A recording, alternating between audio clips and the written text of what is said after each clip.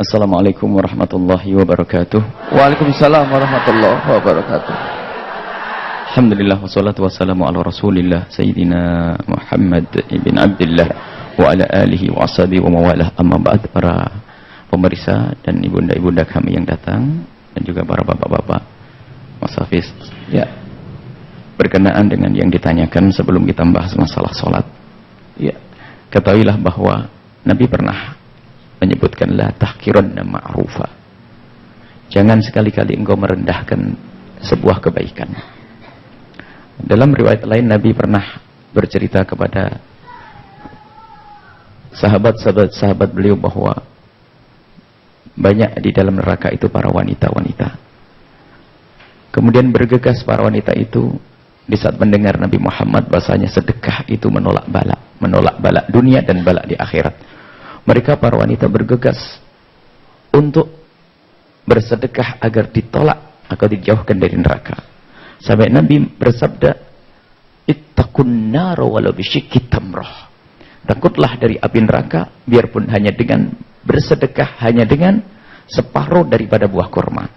Karena dia tidak punya apa-apa. Mungkin bingung, saya orang melarat, saya ingin juga dijauhkan dari neraka, maka bersedekahlah biarpun hanya dengan sepotong buah kurma. Artinya nilai kebaikan, jangan merendahkan, meremehkan nilai kebaikan. Artinya jangan menganggap ini kebaikan kecil saya tinggalkan. Tidak, mungkin dengan kebaikan inilah Allah akan mengampuni dosa kita. Tapi sebaliknya juga jangan meremehkan dosa sekecil apapun. Barangkali dengan dosa itulah kita akan dijebloskan ke neraka Jahannam. Maka ini pendidikan yang seimbang.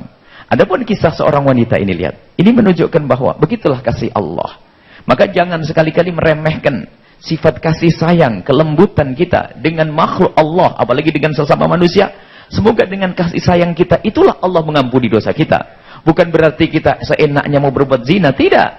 Zina adalah dosa, akan tapi subhanallah, lihat begitu kasihnya Allah. Maka sifat kasih sayangnya seorang wanita, itulah kebaikan yang dilakukan diterima oleh Allah, maka menjadi sebab diampuni dosanya oleh Allah. Cuman siapa yang tahu kalau amal kita diterima atau tidak? Tidak ada yang tahu.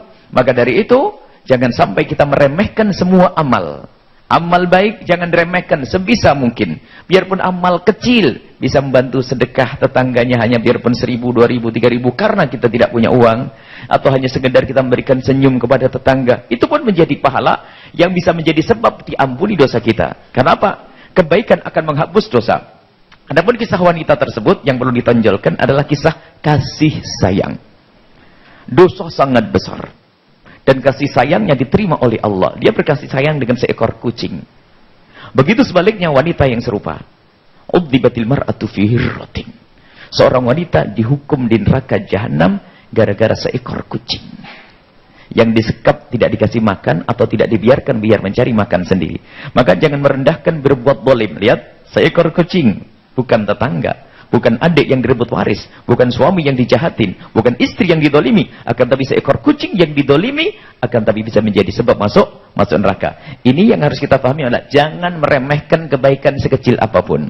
Lemah lembut kita dengan tetangga dan sebagainya. Maka kalau sudah Allah menerima amal baik, lihat, bisa menjadi sebab diampuni dosa kita oleh Allah. Tapi jangan juga meremehkan dosa sekecil apapun. Apalagi dosa gede seperti zina. Jangan lalu berkata, wah kalau dulu saya berzina lalu ngasih makan kucing. Wah, ini merendahkan dosa, tidak akan diampuni oleh Allah Subhanahu wa taala.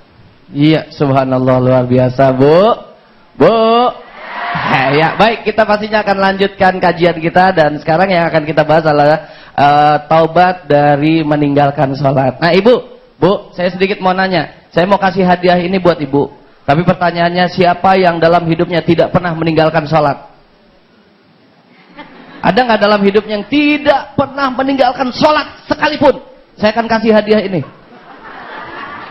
Berarti sama saja.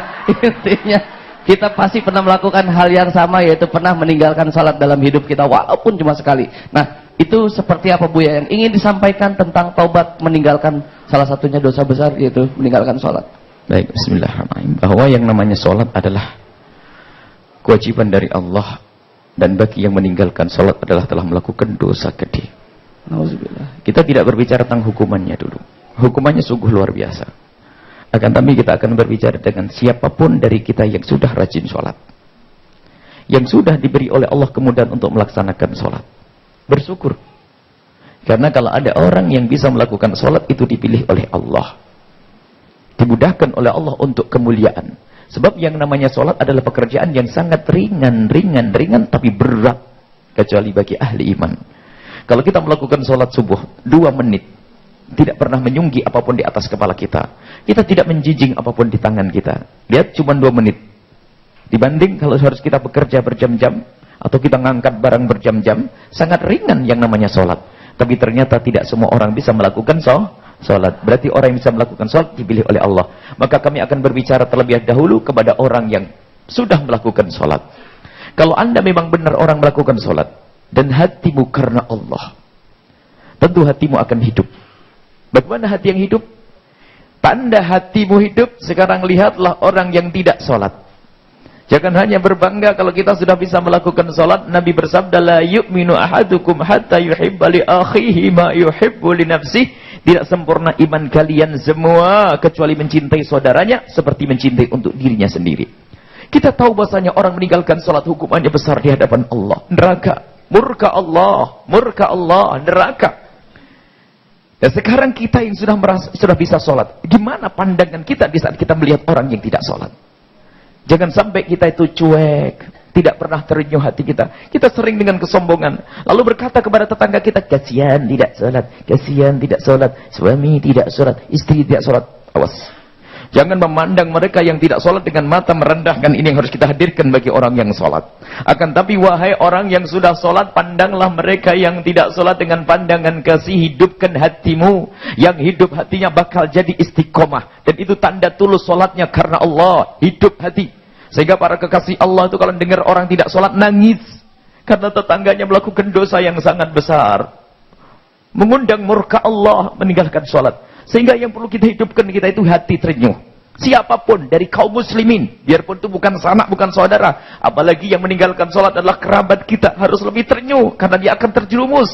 Seperti halnya kalau kita melihat saudara kita tertabrak, mobil bersimbah darah, kepala retak lalu mati, kita akan terenyuh. Padahal itu hanya musibah di dunia, bisa saja dia masuk surga karena dia mau ke masjid ketabrak mobil. Akan tapi orang yang meninggalkan sholat, dia melakukan dosa yang amat besar. Dosa yang sangat besar. Lah kok kita kadang masih bisa tertawa. Dan mungkin jujur kita, mungkin kita melihat orang tidak sholat Jumat, melihat orang yang tidak sholat, ternyata kita masih bisa tertawa dan tidak mudah terenyuh. Ini yang harus kita hadirkan di hati kita. Baik, insya Allah nanti akan lanjutkan. Buya, alhamdulillah. Pastinya buat pemirsa jangan kemana-mana. Penting sekali ini untuk kehidupan kita. Jadi tetaplah bersama kami di Siraman Kolbu. Segar di Kolbu. Sallu ala Nabi Muhammad. Allahumma salli wa sallim wa barik alaihi. Alhamdulillahirabbil alamin. Kita kembali lagi dalam acara kita Siraman Kolbu. Segar di Kolbu. Ya salam. Sallu ala Nabi Muhammad. Allahumma salli wa sallim wa barik alaihi wa alihi. Ya, baik. Kita kasih kesempatan jemaah kali Buya ya. Ya, baik, karena sepertinya sudah tersambung penelpon. Baik. Halo, assalamualaikum. Waalaikumsalam warahmatullahi wabarakatuh. Siraman Kolbu. Segar-segar di hati. Iya, hati sama kolbu ya, nggak beda jauh ya. Emang sama itu juga. Baik, dari Bapak siapa, namanya di mana Bapak? Dari hamba Allah, tepatnya Jamaah Masjid Al-Fursi dari Brebes. Oh, dari Brebes. Silahkan, Bapak. Iya. Ini Buya, assalamualaikum Buya. Assalamualaikum warahmatullahi wabarakatuh. Buya, saya mau tanya, kalau tidak salah di dalam Al-Quran itu ada kalimat azani wazaniyatu fajlidu mi'ata jaldah. Mohon dikoreksi sama Buya, barangkali kalimat itu saya sampaikan tidak tepat. Ya. Saya ulangi Buya. Az-zaniyatu. Azani wazaniyatu. Az-zaniyatu dibalik. Az-zaniyatu jaldah. Baik. Pertanyaannya sendiri, Pak? Pertanyaannya bagi pelaku zina, baik pria maupun perempuan, itu yang belum menjalankan hukum jilid, itu bagaimana hukumnya Buya? Baik. Hukum apa? Jilid. Dipukul. Oh iya. Baik, Bapak, itu saja kah? Ya, itu saja. Terima kasih. Assalamualaikum warahmatullahi wabarakatuh. Waalaikumsalam warahmatullahi wabarakatuh. Silakan Buya. Baik, bismillahirrahmanirrahim. Az-zaniyatu waz-zani, bukan az-zani, dibalik tadi. Jadi itu pelaku zina di dalam Islam itu bagi pelaku zina yang dia belum pernah menikah, nama zina ghairu muhsan, maka hukumannya adalah dicambuk 100 kali, kemudian setelah itu diasingkan 1 tahun agar terputus ceritanya, agar tetap terhormat nanti. Akan tapi ketahuilah, hukum cambuk adalah hukum imamah. Hukum imamah artinya yang menegakkan hukum adalah pemerintah. Jika pemerintah Islam, dan seandainya pun ada pemerintahan Islam pun, tidak dihimbau bagi orang yang melakukan zina untuk mengakui perzinaannya. Sebab zina hendaknya ditutup. Seperti yang sudah kita sampaikan pertemuan yang lalu, ada orang ngadu ke hakim agung Rasulullah, hakim agung Nabi Muhammad, tapi Nabi mengalihkan dahulu. Sampai 4 kali Nabi mengalihkan. Jadi bagi siapapun yang pernah terjerumus zina, tidak perlu mengaku lalu bercerita aku berzina, mohon aku dicambuk, tidak dianjurkan. Akan tapi sunnahnya untuk ditutup, tobat, menangis kepada Allah, selesai. Menangis dan menutup aib tersebut. Jadi tidak dihimbau untuk dicambuk. Bahkan seandainya ada pemerintahan yang menegakkan syariat hukum cambuk, tetap dihimbau bagi siapapun yang melakukan zina untuk menutup, tidak untuk mengakui. Berbeda jika zina itu ditemui dengan 4 saksi, tidak bisa, karena 4 saksi. Cuma tidak ada dalam sejarah. Bagaimana orang ditemui 4 saksi? Memang zina di alun-alun atau perempatan jalan? Tidak ada. Maka ini satu aib yang harus ditutup, maka syariat pun menutup. Maka tidak dihimbau siapapun yang melakukan dosa zina, tidak perlu berkata, tolong cambuk saya. Tidak. Tutup, cukup menangis, tentu Allah akan mengampuni, selesai insyaAllah. Itu saja. Jadi, tidak, dan kalaupun akan ditegakkan, yang boleh menegakkan hanya pemerintah, karena ini hukum imamah. Hukum yang menegakkan hanya pemerintah. Tidak boleh orang per orang menegakkan. Di desa tegakkan ini tidak boleh. Karena ini ada apa? Tidak pakai aturan. Sebab kalau pemerintah sendiri nanti punya aturan khusus. Pemerintah Islam punya aturan khusus. Termasuk setelah itu akan disembunyikan orang tersebut agar tetap terhormat hidupnya di masa depannya. Baik ini ya. Jadi bukan dihimbau untuk kita mencambuk. Iya. Baik, itulah Bapak dari Brebes jawabannya. Mudah-mudahan jelas untuk kita semuanya. Baik, saatnya jemaah yang ada di sini, yang mau bertanya silahkan. Ya, yang mau bertanya silahkan. Baiklah, siap, Bunda. Silahkan Bunda. Saya Ibu Ajeng dari Majelis Taklim Al-Mukaromah. Iya, Majelis Taklim Al-Mukaromah. Assalamualaikum. Iya, silakan Ibu. Gerinting Bola Kamba Brebes. Assalamualaikum Buya. Waalaikumsalam warahmatullahi wabarakatuh. Buya, saya mau tanya, adakah pengganti pahala sholat bagi ibu-ibu yang setiap ibu pasti meninggalkan sholat setiap bulannya Buya? Karena setiap ibu pasti ada halangan atau ada haid. Kemudian bagaimana solusinya bagi kita semua, baik laki-laki maupun perempuan, yang berkendara tapi misalnya macet di tol, bagaimana solusinya Bu ya? Kemudian yang ketiga, adakah borongan Ibu ya, baik. Enggak apa-apa, dibagi mungkin. Adakah pahala-pahala yang dapat mengganti sholat yang sudah kita tinggalkan? Itu Bu ya. Terima kasih Bu ya. Assalamualaikum warahmatullahi wabarakatuh. Waalaikumsalam. Dipikir mau nambah lagi Bu. Ya, baik.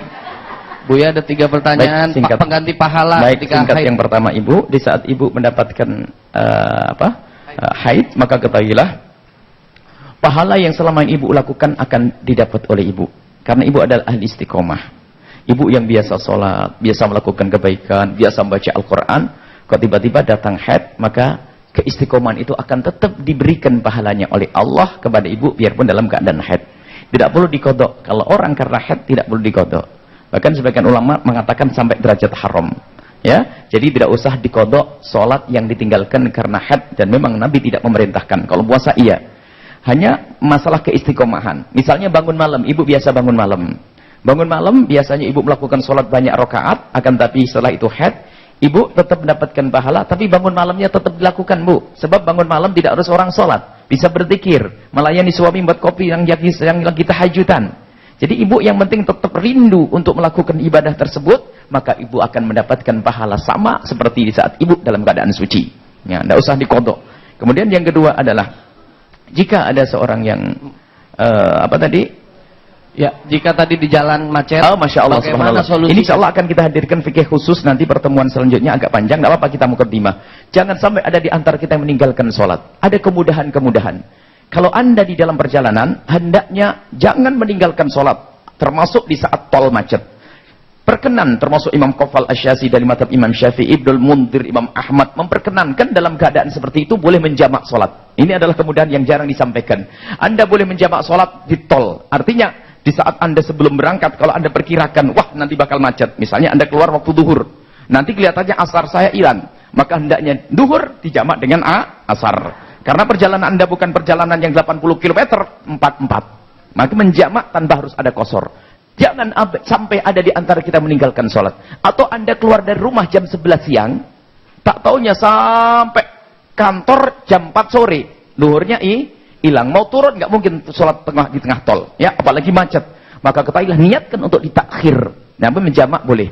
Jadi ketahuilah menjamak di atas tol ini salah satu yang kami hadirkan akhir-akhir ini adalah fikih di perjalanan, fikih di atas tol. Jangan sampai ada di antara kita yang meninggalkan sholat. Jangan. Akan tapi kemudahan-kemudahan hendaknya kita pakai. Boleh menjamak di saat orang berada di atas kendaraan yang diperkirakan bakal macet. Atau karena kesibukan semacam itu kan sibuk sekali.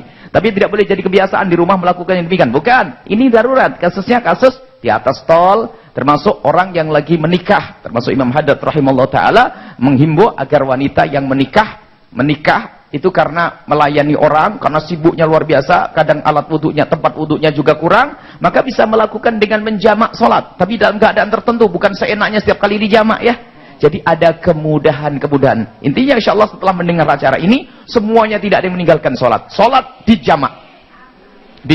Yang di kantor mau pulang misalnya, saya pulang jam 4 sore. Biasanya maghrib saya hilang, ini biasanya. Yang dari Jakarta ke Bogor.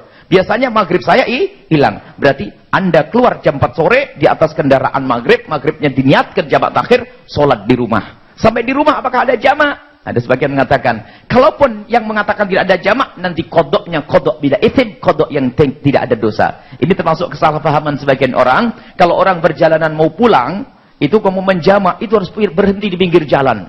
Harus berhenti di masjid, karena apa? Nanti kalau sampai di rumah jadi kodok. Ketahuilah, kodok kita sampai di rumah itu kodok yang tidak dosa. Karena apa? Waktu kita meninggalkan sholat yang pertama, kita ada uzurnya. Kita ada uzur, jadi tidak apa-apa ya. Sholat di atas tol, dijamak. Baru nanti insya Allah ditemukan. Kalau memang menjamak nggak mungkin, sudah terlanjur mau saya jamak, habis waktu ini gimana? Tetap lakukan sholat di atas kendaraan semampu kita. Misalnya, tadi kita niat menjamak, misalnya zuhur. Saya mau jamak takhir saja deh. Zuhur sama asar. Tak taunya macetnya sampai 4 jam. Asarnya pun bakal hilang. Gimana ini? Maka ketahuilah, karena asar bakal hilang, saya melakukan sholat zuhur dan asar di atas mobil. Kalau masih bisa wudhu. Kalau nggak mungkin, sholat tanpa wudhu, tanpa tayamum, menghormat waktu. Sholat di atas kendaraan dan kiblatnya diarah kemana kendaraan berjalan. Akan tapi ketahuilah, nanti diganti. Cuman yang jelas ini tidak dosa.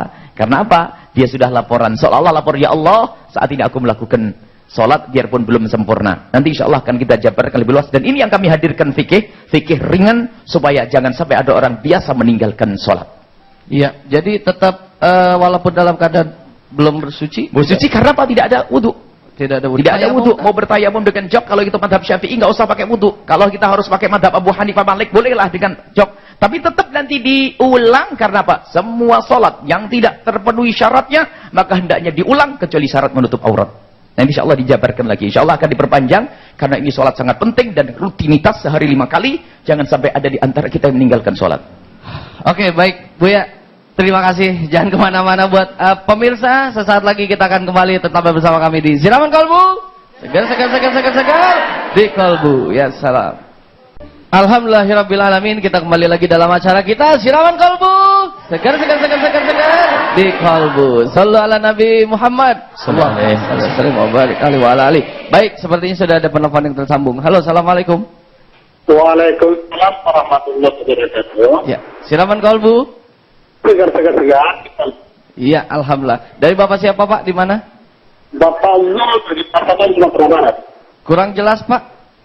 Dari Pasaman, Sumatera Barat. Sumatera Barat. Dari Pak siapa, Pak? Pak Zul. Pak Zul. Silakan Pak Zul pertanyaannya. Assalamualaikum ya. Waalaikumsalam warahmatullahi wabarakatuh. Ini saya bertanya ya tentang persoalan Jadi yang diberikan beruntunglah orang-orang salat yang khusyuk dalam salatnya. Tapi rugilah orang-orang yang salat. Pak Zul, mohon maaf, di sini tidak. Halo Pak Zul, di sini tidak terdengar jelas suara Pak Zul. Tolong suara televisi di sana dikecilkan dulu dan mungkin cari tempat yang pas untuk sinyalnya lebih bagus. Halo. Halo ya. Iya, ya silakan. Yang ditanyakan ya. Ya, yang ditanyakan. Beruntunglah orang-orang yang khusyuk dalam salatnya. Tapi rugilah orang-orang yang lalai dalam salatnya. Ya. Yang dimaksud dalam salat ini adalah apa? Ya, beruntung buat orang yang melaksanakan salat dan rugi orang yang lalai akan salat. Maksud dari maksud dari ayat itu, ya. Iya itu. Itu saja dia. Seperti itu ya Pak ya? Iya, oke. Jadi saya ulang lagi Pak, beruntung bagi orang yang melaksanakan sholat dan merugi bagi orang-orang yang lalai akan sholatnya. Akan salatnya. Ya, ini maksud rugi dalam salat. Itu yang ya. Ya, yang dimaksud rugi dalam sholat atau orang yang lalai akan sholatnya, itu seperti apa maksudnya Bu ya? Baik. Itu kita mengarah kepada satu kurang jelas ya, kepotong-potong ya. Fawailul lil musallin, ada suatu ketika celaka bagi orang yang melakukan sholat. Orang melakukan sholat dianggap sebagai orang yang celaka.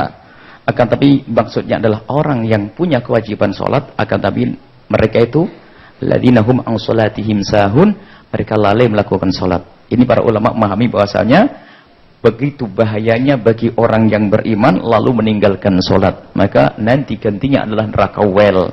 Maka jangan sampai ada di antara kita meninggalkan sholat orang yang suka lalai, ngentengin sholat. Jadi sholat banyak ditinggalkan, dia bakal merugi dunia, rugi akhirat. Sampai dikatakan rugi di dunia, rugi di akhirat. Rahmat dicabut dari dirinya, rahmat dicabut dari keluarganya. Kemudian nanti hukumannya di akhirat. Di dunia pun kalau seandainya ada hukum Islam yang ditegakkan sangat berat. Akan tapi lihat, ini kita belum masuk pembahasan. Kita tadi masih membahas bahwasanya bagaimana ahli sholat dulu melihat orang yang tidak sholat. Hidupkan hati kita dulu. Kalau kita melihat orang yang tidak sholat, hendaknya hati kita ternyuh, hidup. Dan ini kunci. Jangan sampai kita mengajak orang sholat, ternyata hati kita belum rindu kepada sholat yang sesungguhnya. Makanya amar ma'ruf nahi mungkarnya hanya action saja. Sholat, sholat, sholat. Bahkan mungkin polisi sholat pun tidak sholat. Maksudnya polisi yang nyuruh orang sholat mungkin tidak sholat karena apa? Hanya sekedar undang-undang lahir. Akan tapi kita perlu di saat mengajak orang untuk melakukan sholat, memang kita menginginkan kemuliaan di dia, sehingga kita tidak akan merendahkan. Dan nanti akan kita bahas bahwasanya banyak orang sholat. Tolong wahai orang yang sering meninggalkan sholat, banyak hamba-hamba Allah yang meninggalkan sholat itu karena tidak mengerti cara sholat yang gampang. Dan insya Allah siapapun yang meninggalkan sholat, yang menyaksikan acara ini bukan karena membangkang, bukan karena nantang Allah, karena memang belum terbiasa atau karena memang tidak punya ilmu salat yang gampang. Maka dari itu jangan sekali-kali memandang mereka dengan pandangan meremehkan. Memang hukumannya besar, memang hukumannya di hadapan Allah besar, murka Allah besar kepada orang yang meninggalkan salat. Tetapi lihat, banyak di antara mereka yang karena takut dengan majikannya sehingga tidak salat. Karena majikannya belum ada kesadaran, padahal majikannya juga ahli salat. Padahal kalau diberi kesempatan bakal salat. Maka sekarang kita mulai dari orang yang sudah sholat, majikan yang ahli sholat, ustadz yang ahli sholat, kita yang ahli sholat. Gimana mandang orang yang tidak sholat? Pandanglah mereka dengan mata kasih sayang. Kita terenyuh melihat mereka. Kalau ini ada di hati kita, hidup di rumah kita. Yang punya perusahaan selalu berusaha untuk mengajak dengan kelembutan agar karyawannya semua sholat. Anak buahnya, anak-anaknya, semua keluarganya akan diajak sholat. Nah, inilah yang harus kita hadirkan. Kalau orang yang belum peduli dengan sholatnya orang lain, kalau orang tidak peduli dengan sholatnya orang lain, maka mungkin sekali sholatnya akan hilang juga. Karena sholatnya bukan sholat yang sungguh-sungguh karena Allah, tapi sholatnya orang yang beriman setelah dia menjadi ahli sholat. Kalau melihat orang yang tidak sholat, mungkin bisa menangis. Ini tetanggaku tidak sholat. Baik. Adapun yang ditanyakan tadi, memang ada orang melakukan sholat, maka rugi bukan dengan sholatnya, rugi. Ahli sholat adalah ahli Islam, ahli iman, yang mereka itu lalai dalam sholatnya, itulah orang yang rugi. Kalau orang melakukan sholat, keberuntungan, mulia di hadapan Allah Subhanahu Wa Taala. Adapun fail bagi orang yang meninggalkan sholat, celaka, neraka. Bagi orang yang melakukan sholat adalah orang yang wajib melakukan sholat, tapi ia teledor dan sering meninggalkan sholat, maka neraka bagi dia. Baik. Ya. Baik Bu ya, kalau kalimat ini bahwasannya amalan yang pertama kali dihisap adalah sholat. Ya. Nah, sholatnya baik, baik semua amalan. Sholatnya buruk, buruk semua amalan. Tapi banyak juga orang yang melaksanakan sholatnya baik, tapi amalannya nggak baik. Banyak juga amalan-amalan yang tidak baik dalam kehidupannya. Itu seperti apa? Apakah sholatnya juga akan gugur atau seperti apa tuh Bu ya? Inna sholata tanha 'anil fahsya'i wal munkar. Awwalu ma yashabu bil mar'u as-shalah. Pertama kali yang dihisab seorang hamba adalah sholatnya. Akan ditanya sholatnya. Kalau ketemu sholatnya baik, lancarlah hisab selanjutnya. Kalau ditemukan sholatnya tidak baik, beratlah hisab selanjutnya. Akan tapi sholat yang baik, sholat yang benar. Sekarang langkah pertama adalah bagaimana seorang hamba mau melakukan sholat dengan kesadaran dari hatinya. Yang diajak oleh orang yang sadar, baru nanti akan ada peningkatan. Mulai dari meningkatkan kekhusyuan sampai sholat di masjid. Itu adalah martabat nanti. Yang penting hari ini kita akan membawa orang agar semuanya melakukan sholat dulu. Melakukan sholat, yang penting mau sholat, ada kemudahan sholat. Kalau sudah merasa sholat itu mudah, mau melakukan sholat. Baru nanti karena dia sering sholat, sering kumpul dengan ahli sholat. Karena sering kumpul dengan ahli sholat, akan bertambah kebaikannya. Maka setelah itu apa? Dia akan menjadi orang yang mulia. Maka kuncinya sholat.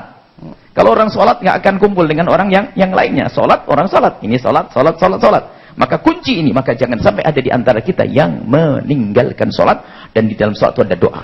Ada doa untuk orang lain. Dan janji, kalau kita mendoakan orang lain, malaikat mendoakan kita. Baik, ini jadi kita ingin menghimbau saat ini pertama, jangan sampai ada yang meninggalkan sholat. Dan sholat gampang nanti, orang lagi jaga di toko, bisa saja sholat di tokonya, tidak usah.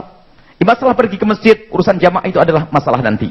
Ini peningkatan. Yang penting sekarang, yang biasa pergi di pasar saja, gelar sayurnya untuk sholat. Allahu Akbar. Jangan sampai jualan sayur selama 10 tahun tidak sholat subuh. Na'udzubillah. Tapi Allah Maha Kasih, wahai orang yang sering jualan sayur. Ada yang jualan nasi mulai jam 4, ketahuilah, mudah bagi Anda untuk sholat. Anda siapkan air wudu. Dan air wudu tidak harus 1 bak, cukup segelas air kemasan, itu bisa untuk wudu, segenggam untuk wajah, segenggam untuk tangan sebelahnya, setetes untuk air, diusapkan kepala, setelah itu kaki, bisa sholat. Adapun mekena boleh begini semuanya. Makanya kita pengen hadirkan sholat itu mudah. Ini ibu yang pakai mekena bisa untuk melakukan sholat, tangan harus tertutup sampai pergelangan, ini punggung boleh terlihat, punggung telapak tangan boleh terlihat, kakinya dikasih kaos kaki, setelah itu sholat. Allahu Akbar, selesai. Setelah itu jualan lagi. Ini langkah pertama. Yang penting jangan meninggalkan sholat. Nah, baru nanti peningkatan, melakukan berjamaah dan seterusnya. Yang penting jangan sampai ada meninggalkan sholat. Termasuk yang di atas kendaraan tol. Jangan sampai ada satu orang pun yang meninggalkan sholat gara-gara macet di tol. Na'udzubillah. Di jamak takdim atau jamak takhir.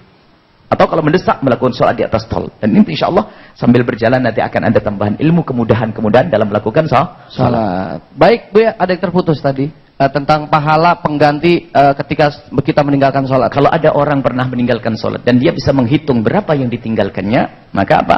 Dikodok. Dan kodoknya adalah karena mungkin dulu karena bodoh, pergaulan, maka kodoknya sak mampunya. Cara mengkodoknya adalah mungkin ya semudah yang mampu, semudah, dipermudah. Dan mengkodok sholat bukan harus persis waktu yang ditinggalkan. Sholat subuh tidak harus dikodok waktu subuh. Sholat duhur tidak harus dikodok waktu duhur. Kapan saja membayar utang itu kapan saja. Boleh sholat duhur dikodok waktu subuh. Cuman paling enak Bu kalau kita punya utang puasa 5 tahun, punya utang sholat 5 tahun, cara mengkodoknya ya habis sholat duhur sholat lagi, nyicil, nanti genap 5 tahun kebayar. Itu aja. Jadi diringankan cara mengkodoknya. Tapi ulama ada yang mengatakan jika ada orang meninggalkan sholat karena memang betul bandel, maka wajib dikodok secara kontan. Wah, tambah gak sholat nanti ya. Akan tapi kodoklah semampunya. Itu tobatnya. Dan nanti dikembalikan semua pahalanya oleh Allah Subhanahu wa ta'ala. Baik. Terima kasih Bu ya. Bunda terima kasih. Masih ada kesempatan untuk jamaah yang ada di sini lagi. Silahkan. Ada yang mau bertanya? Ya, yang mau bertanya silahkan. Ya, tahan dulu, sesaat lagi kita akan kembali. Tetaplah bersama kami di Siraman Kolbu. Segar di Kolbu. Ya, salam. Alhamdulillahirabbil alamin. Kita kembali lagi dalam acara kita Siraman Kolbu. Segar di Kolbu. Ya, salam. Baik. Saatnya jamaah kembali yang ingin bertanya. Jadi, silakan Ibu yang mau bertanya silakan. Iya, silakan. Baik. Ini kerudung biru dari mana Ibu? Sukabumi. Ya tadi ada yang nunjuk di belakang, punten sok tolong di belakang. Satu lagi Bu. Ya itu. Assalamualaikum warahmatullahi wabarakatuh. Waalaikumsalam warahmatullahi wabarakatuh. Ibu, punten mic-nya lebih dekat lagi. Ya. Nama saya Rita. Asal dari Masjid Al-Husada. Dari Sukabumi, Benteng. Iya. Assalamualaikum Sukabumi. Waalaikumsalam warahmatullahi. Silahkan Ibu. Pak Ustadz, saya mau nanya. Saya punya ibu. Ibu saya meninggal pas Isya. Gimana saya harus mengodokinya? Ya, baik, dan ya. Cukup? Ya, Cukup, Ibu. Pak. Baik, Makasih. Assalamualaikum warahmatullahi wabarakatuh. Waalaikumsalam warahmatullahi wabarakatuh. Baik, semestinya tidak ada satu orang pun yang punya utang sholat. Biarpun dalam keadaan apapun. Cuman kadang orang tidak ngerti atau tidak membimbing dan seterusnya. Sehingga mati dia punya utang sholat. Sholat itu kalau tidak bisa berdiri boleh duduk. Nggak bisa duduk boleh baring. Karena sakit. Ibu mau sholat baring? Boleh, sakit dulu. Baring. Baring telentang. Nggak bisa telentang boleh gimana pun. Sampai isyarat dengan matanya. Yang sampai kalau nggak bisa dengan matanya, isyarat dengan hatinya. Jadi sholat tidak boleh ditinggalkan. Kapanpun, dalam keadaan apapun. Jadi salah satu ibadah yang tidak boleh ditinggalkan sholat. Sampai nggak bisa ngapa-ngapain, hatinya masih ada. Masih bisa, maka melakukan sholat dengan hatinya. Kalau sudah hatinya tidak bisa, maka disolati. Selesai. Jadi sholat harus.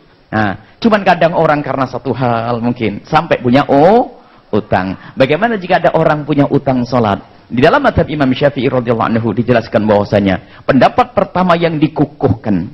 Pertama, bahwasanya jika ada orang punya utang sholat kok meninggal dunia, maka ketahuilah tidak usah diqadha oleh ahli warisnya dan tidak usah dibayarkan fidyah oleh ahli warisnya. Ini pendapat yang pertama. Pendapat yang kedua, dikiaskan dengan puasa. Kalau puasa ada orang punya utang puasa, maka dibayarkan fidyah.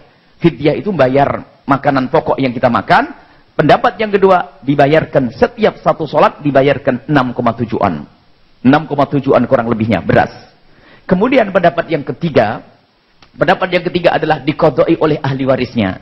Nah, ini diqadha'i oleh ahli warisnya, ini pendapat paling lemah, akan tapi ini yang dilakukan oleh seorang imam besar, Imam Subuki. Imam Subuki melakukan, aku melakukan untuk keluarga saya. Jadi, 3 pendapat ini boleh dipakai semuanya, Bu. Orangnya sudah meninggal dunia, Bu. Kalau kita pakai pendapat yang pertama, cukup kita doakan. Nah, perlunya kami hadirkan di sini, para asatid, para tokoh. Kalau masuk kampung, kita lihat saja kebiasaannya bagaimana. Kalau kebiasaannya qadha, ada yang ditiru para ulama. Kalau kebiasaannya bayar fidyah, ada yang ditiru. Kalau nggak pakai, ada yang ditiru. Jadi nggak usah khilaf di masyarakat nanti ya. Tinggal apa maunya masyarakat biasanya seperti apa, itu saja. Baik, wallahu a'lam bishawab. Baik, Ibu, terima kasih dari Sukabumi dan sekarang saatnya penelpon lagi. Halo, assalamualaikum. Waalaikumsalam. Ya, silakan kalbu. Seger di kalbu. Iya, ini dari Ibu siapa di mana Ibu? Dari hamba Allah di Kalimantan Selatan. Bapak, punten, mohon maaf Bapak, salah saya. Dari Bapak siapa? Dari Kalimantan. Silakan pertanyaannya Bapak. Assalamualaikum Abu Ya. Waalaikumsalam warahmatullahi wabarakatuh. Begini, saya kan mau mengerjakan sholat, tetapi saya merasa tidak bisa mengerjakan niat dalam mengerjakan sholat seperti ini. Ustali model seperti itu terus kayak dengan ustali target, ustali seperti nggak kesampaian begitu Bu ya. Apakah ini was-was atau gimana gitu? Mohon pencerahannya. Terima kasih. Iya. Baik Bu ya. Masalah niat. Ibu mau pergi ke Jakarta beliau ya, Bapak ini. Ini kalau intinya Kalimantan. Dari Kalimantan Selatan. Di dalam melakukan sholat, ketahuilah bahwa wajib kita itu untuk berniat. Jumhur ulama mengatakan niat adalah harus niat. Kemudian di dalam mazhab Imam Syafi'i khususnya disunnahkan, karena membantu untuk niat, disunnahkan kita untuk mengucapkan niat. Memang ada yang mengatakan ini adalah nggak boleh dan seterusnya. Ini kita tidak membahas masalah khilaf. Akan tapi yang jelas pendidikan dari mazhab Imam Syafi'i mengucapkan niat itu adalah sebelum dia berniat, dan hukumnya adalah sunnah. Karena apa? Membantu agar tahu kita mau melakukan sholat apa sih, ya, sholat duhur, asar atau maghrib. Akan tapi niat yang sebenarnya hanya di dalam hati. Kalau Bapak terancam was-was, cukup niat di dalam hati yang isinya aku mau sholat duhur, di dalam hati saja aku niat sholat duhur karena Allah. Dan niat sholat tidak harus dengan bahasa Arab. Nah, ini yang harus kami hadirkan. Fikih gampang, niat apa-apa tidak harus pakai bahasa Arab. Jangan gara-gara nggak bisa niat bahasa Arab lalu tidak sholat. Pengen sholat tahajud nggak bisa bahasa Arabnya nggak sholat. Pengen menjamak gara-gara nggak bisa bahasa Arabnya nggak sholat. Menjamak pun gampang. Ya Allah, saya mau sholat duhur tak gabung sama asar. Allahu Akbar, Allah tahu. Itu saja. Jadi jangan sampai kita susah urusan niat. Jadi kalau begitu Anda cukup lintaskan saja. Niat sholat duhur. Aku niat sholat duhur ya Allah. Allahu Akbar. Selesai. Jangan sampai masuk bab was-was. Was-was itu dari setan. Jadi was-was itu adalah setan untuk membodohkan kita. Biarpun orang katanya alim, kalau kena was-was jadi bodoh. Maka dari itu jangan sampai kita masuk was-was. Bapak cukup sholat niat saja. Niat dalam hati, lintaskan. Kalau dengan ucapan lidah yang pendek. Aku niat sholat duhur yang wajib. Allahu Akbar. Pendek tok. Dan nanti ada dalam niat kita bahas pertemuan yang akan datang muktabarat. Yang dianggap dalam niat itu yang mana? Apakah sholli fardhu tidak? Tidak, cuma 3 tok nanti. Aku niat sholat fardu. Aku niat sholat duhur fardu, selesai. Kalau nawaitu sholli fardhu duhur boleh panjang, cuman intinya adalah pendek dan di dalam hati, dan setelah itu Allahu Akbar, lintaskan niat tersebut, selesai. Baik, jangan sampai kena was-was. Ya, subhanallah. Terima kasih Bapak yang di Kalimantan. Dan sekarang saatnya Buya, kita kesimpulan dan doa. Baik, kami himbau kepada siapapun, kami akan hadirkan sholat yang gampang bagi siapapun. Semoga Allah membuka hati semuanya. Yang sering meninggalkan sholat, yang jarang melakukan sholat, nanti akan kami ajak bareng-bareng untuk belajar sholat yang gampang dan mudah. Maka jangan ditinggalkan. Dan ketahuilah, ingat, tidak semua orang yang meninggalkan sholat itu menentang Allah. Hanya karena mungkin belum mengerti ilmunya. Maka insya Allah pada pertemuan yang akan datang, ayo diikuti. Jangan sampai yang tidak sholat lalu marah. Tidak, mohon maaf kalau kalimat saya menyinggung perasaan yang tidak sholat. Tapi tidak, kami cinta. Yang tidak sholat kami cinta, ingin esok hari menjadi ahli sholat. Makanya kita bawa sholat yang gampang, sholat yang mudah. Dan bagi yang sudah sholat, awas, jangan merendahkan siapapun yang belum sholat. Akan tapi doakan dan doakan, ajak dengan kelembutan dan keindahan. Bismillahirrahmanirrahim. Alhamdulillahirabbil alamin. Allahumma shalli ala sayyidina Muhammad wa ala ali sayyidina Muhammad. Allahumma ya Allah, irhamna wa la tu'adzibna wansurna wa la tahdhurna wa afina wa la tumridna wa akrimna wa la tuhinna wa athirna wa la tuthir alaina innaka ala kulli syai'in qadir. Allahumma ya Allah, jadikan kami ahli salat. Jauhkan kami dari meninggalkan salat. Ya Allah, yang sudah istiqomah salat, ya Allah, jadikan mereka, ya Allah, terimalah salat mereka. Dan ampuni dosa-dosa kami. Dan kami mohon jika ada di antara yang mendengar suara ini atau menyaksikan acara ini atau yang hadir di tempat ini, ada hambamu yang pernah meninggalkan sholat, kami mohon wahai Zat yang maha mulia, berikan kepada mereka pengampunan dan kesadaran, dan jadikan di esok hari menjadi ahli sholat. Ya Allah. Dan ya Allah, kami mohon hidupkan hati kami. Amin, ya di saat kami melihat orang yang tidak sholat, jadikan hati kami hati yang ternyuh, sehingga kami mudah untuk memohon kepadamu ya Allah. Dan jangan kau jadikan hati kami hati yang merendahkan mereka ya Allah, karena mereka hambamu yang tidak sholat banyak di antara mereka karena belum mengerti kalau sholat itu mudah. Kami mohon ya Allah, jadikan kami semua ahli sholat. Yang pernah meninggalkan sholat, ampuni ya Allah. Ampuni dan jadikan kami ahli sholat, dan kumpulkan kelak di padang mahsyar bersama ahli sholat. Dan anak-anak kami, keluarga kami, tetangga kami, jadikan semuanya adalah ahli sholat. Dan kami mohon ya Allah, siapapun yang pernah meninggalkan sholat, ampuni mereka dosa mereka ya Allah. Ampuni dan berikan kesadaran. Dan kami mohon ya Allah, kami mohon mudahkan kami untuk membawa orang lain ya Allah dalam kemuliaan. Ya Allah, jangan sampai ada di antara kami yang tersakiti oleh lidah kami. Ya Allah, jika saat ini ada yang mendengar suara ini lalu tersinggung perasaannya, kami mohon gantilah dengan kebahagiaan di dunia dan di akhirat ya Allah. Kami mohon ya Allah, kami mohon, dan ampuni kami dan jaga lidah kami, dan jaga lidah kami untuk tidak berucap kata yang menyakiti ya Allah. Kami mohon dan kami mohon, jauhkan kami dari kesombongan, jauhkan kami dari segala macam penyakit hati, dan jauhkan kami ya Allah dari mendendam. Dan kami mohon, jika ada orang yang menyakiti kami, jika ada orang yang berbuat zalim kepada kami, jika ada orang yang menggunjing kami, jika ada orang yang menyinggung perasaan kami mohon lapangkan hati kami, lapangkan dada kami, dan maafkan mereka yang telah berbuat zalim kepada kami ya Allah, dan berikan kesadaran. Jangan kau timpakan musibah kepada mereka semua. Dan berkailah pertemuan ini ya Allah, baik yang hadir atau yang menyaksikan acara ini. Berkailah hidup mereka, di diri mereka, keluarga mereka, indah harmonis dalam cinta karenamu, bahagia di dunia, bahagia di akhirat. Panjang umur, sehat afiat, dan husnul khatimah. Husnul khatimah. Dan jadikan ucapan kami di akhir hayat kami kelak adalah kalimat agung dan mulia, la ilaha illallah Muhammadur Rasulullah, la ilaha illallah Muhammadur Rasulullah, لا إله إلا الله محمد رسول الله صلى الله عليه وسلم ربنا آتنا في الدنيا حسنة وفي الآخرة حسنة وقنا عذاب النار وصلى الله على سيدنا محمد وعلى آله وصحبه وسلم والحمد لله رب العالمين. الفاتحة. Alhamdulillahirrahmanirrahim. Terima kasih Buya. Terima kasih kepada pemirsa.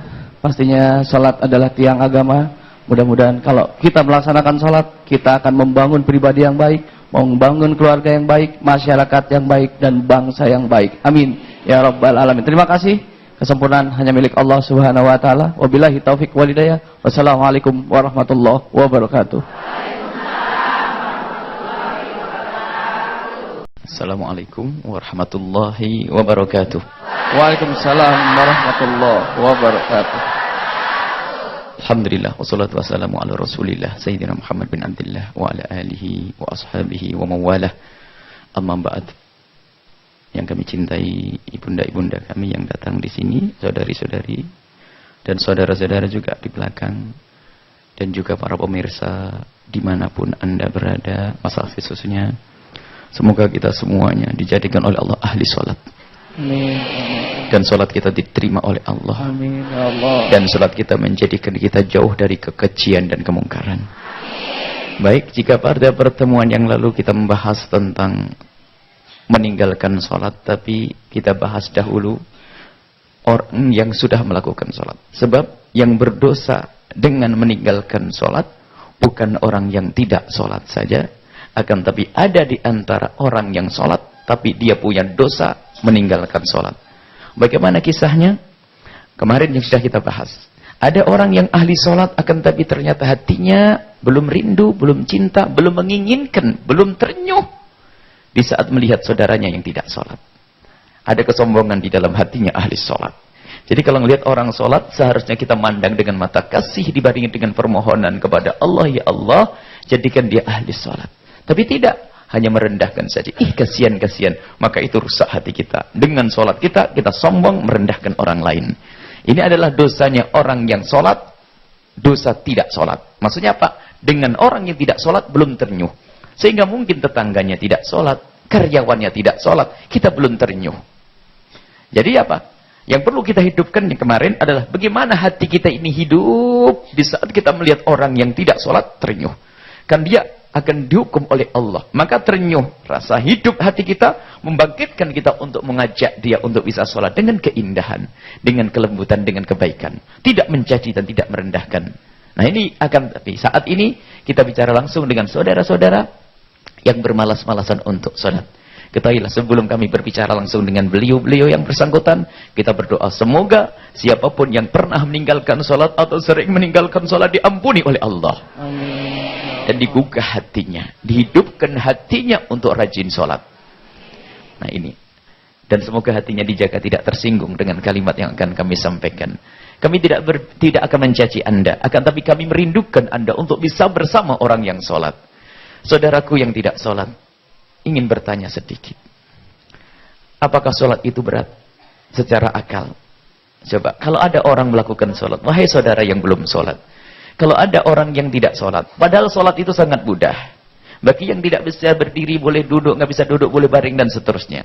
Dan di dalam sholat, seseorang tidak membawa sesuatu apapun di tangannya, tidak menjinjing apapun di tangannya, tidak menyunggi apapun di atas kepalanya, dan hanya butuh waktu hanya menit, 2 menit waktu sholat. Untuk sholat subuh, 4 menit sholat zuhur dan seterusnya. Kemudian alasan yang tidak bisa, karena tidak bisa sholat. Mohon maaf. Bagaimana seseorang bisa paham ilmu ekonomi yang harus belajar bertahun-tahun? Bisa belajar ilmu masak yang butuh waktu berjam-jam. Yang bisa belajari ilmu bengkel yang butuh waktu berjam-jam. Padahal belajar sholat hanya mungkin 5 menit, 10 menit selesai. Artinya apa? Kami gugah, ayo kita merenung. Dan takutlah kepada Allah, wahai orang yang tidak sholat. Ada waktu untuk tobat kepada Allah, dan tidak ada kata terlambat selagi nyawa masih di kandung badan. Kesempatan bagi Anda untuk kembali kepada Allah, memohon ampun kepada Allah, berjanji untuk tidak mengulangi dosa tersebut, besok menjadi ahli istiqomah, ahli sholat, insya Allah diampuni oleh Allah. Dan setelah itu apa? Kita akan meninggal dalam keadaan husnul khotimah. Maka ayo yang tidak sholat sekarang berpikir bareng-bareng. Kenapa kok tidak sholat? Apa sebabnya menjadi orang tidak sholat? Sholat adalah panggilan Allah untuk kita sujud kepada Allah. Kita masih teringat iblis. Iblis itu adalah, lihat, dia adalah ahli ibadah. Iblis itu ahli ibadah yang luar biasa, saking hebat ibadahnya hingga digolongkan bersama para malaikat zaman dulu. Akhirnya waktu itu Allah memerintahkan, wa idh qulna lil malaikati isjudu li adama, sujudlah wahai para malaikat. Di dalamnya adalah iblis yang ahli ibadah. Sujudlah kepada Adam. Disuruh sujud kepada Sayyidina Adam alaihissalam. Perintah dari Allah untuk sujud kepada Sayyidina Adam alaihissalam. Aba wastakbar. Kemudian iblis yang tidak mau. Illa iblis. Fasajadu, kemudian malaikat pada mau sujud kecuali iblis. Aba wastakbar wa kana minal kafirin. Iblis tidak mau sujud. Tidak maunya sujud iblis itu ada hujah. Hujahnya kesombongan. Saya ini sudah ahli ibadah. Saya sudah jago. Tidak ada tempat yang diciptakan oleh Allah kecuali sudah pernah dipakai sujud oleh iblis kepada Allah. Luar biasa. Ibadahnya luar biasa. Akan tapi di saat disuruh sujud kepada manusia, dia berhujah. Kok saya disuruh sujud sama Adam yang Adam belum punya kebaikan? Tidak.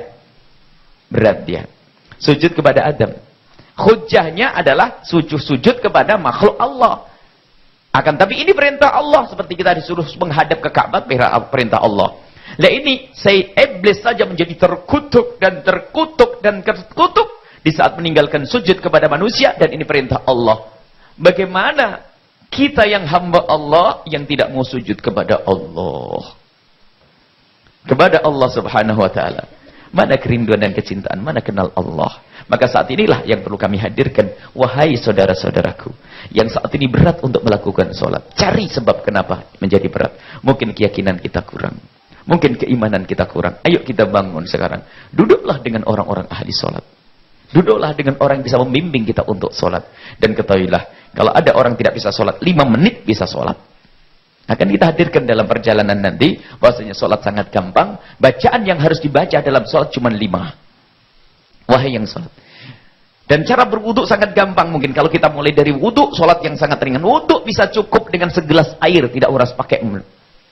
Cukup segelas air dituangkan di tangan, menggenang, diusap, dibasuhkan di wajah, kemudian menggenang di tangan, diusap, dibasuhkan di tangan, kemudian sebelahnya, menurut mazhab Imam Syafi'i, rambut, satu rambut sudah selesai, kaki, telinga ada sunnah, sekali tak sudah sah, sekali, rambut sekali, kaki sekali, sudah selesai. Dan sholat bisa di mana saja, di kantor, di tempat bengkel. Oli tidak menjadikan, kalau Anda seorang bengkel, oli tidak menjadikan orang tidak bisa sholat, biarpun dia berbelumuran dengan oli, dia bisa melakukan sholat dalam keadaan semacam itu. Sujud di tempat bengkel, kalau memang harus dia sujud di situ. Misalnya tempatnya kotor tidak najis. Sujud bengkel, mungkin jidatnya saja biar, atau hidungnya biar tidak nyium bau oli, dikasih aja kartun, kardus, bekas pembungkus oli, diletakkan di situ, kita bisa melakukan sholat. Begitu mudahnya. Yang penting jangan meninggalkan sholat. Baru nanti kita buat peningkatan. Sholat di masjid, nanti pada waktunya. Yang di pasar, di tempat pasar. Kemudian untuk yang bacaan yang harus dibaca, ternyata dalam madhab kita Imam Syafi'i hanya 5 yang harus dibaca. Sholat begitu mudahnya, wahai saudaraku yang belum sholat, atau yang sering meninggalkan sholat, atau yang belum bisa sholat, yang harus dibaca hanya ini. Yang pertama apa? Takbiratul ihram, Allahu Akbar. Bacaan yang kedua adalah membaca surat Al-Fatihah. Bacaan yang ketiga adalah tahiyat akhir. Sampai asyhadu alla ilaha illallah wa asyhadu anna Muhammadar Rasulullah. Bacaan yang keempat adalah Allahumma shalli ala sayyidina Muhammad. Yang kelima adalah Assalamualaikum. Selebihnya bacaan-bacaan itu sunnah. Dan ternyata Fatihah sama tahiyat pun boleh ditawar bagi orang yang tidak bisa, tidak hafal, boleh baca apa saja. Insyaallah kita lanjutkan bahwasan sholat gampang ya. Baik, ini saja. Baik, subhanallah, luar biasa begitu mudahnya praktek sholat pada dasarnya Buya ya. Dan nanti pastinya akan kita lanjutkan lagi bersama Buya Yahya setelah yang satu ini. Tetaplah bersama kami di Siraman Kolbu. Segar di kalbu. Sallu ala Nabi Muhammad. Allahumma salli wa sallim wa barik alaihi. Iya. Alhamdulillahirabbil alamin. Kita kembali lagi dalam acara kita Siraman Kolbu. Segar di kalbu. Sallu ala Nabi Muhammad. Allahumma salli wa barik. Ya, Buya, melanjutkan Buya. Tapi kalau saya tadi dengar wudu cukup dengan segelas air. Dan saya pernah juga belajar gitu bahwasanya kalau wudu itu ada harus 2 kula seperti itu air yang kita untuk wudu. Itu seperti apa tuh Bu ya supaya kita nggak bingung? Itu pembahasan masalah air. Air itu ada air sedikit, ada air banyak. Air sedikit adalah air kurang dari 2 kolah. 2 kolah itu kalau pakai ukuran 60 cm, 60 cm panjang, lebar dan tinggi.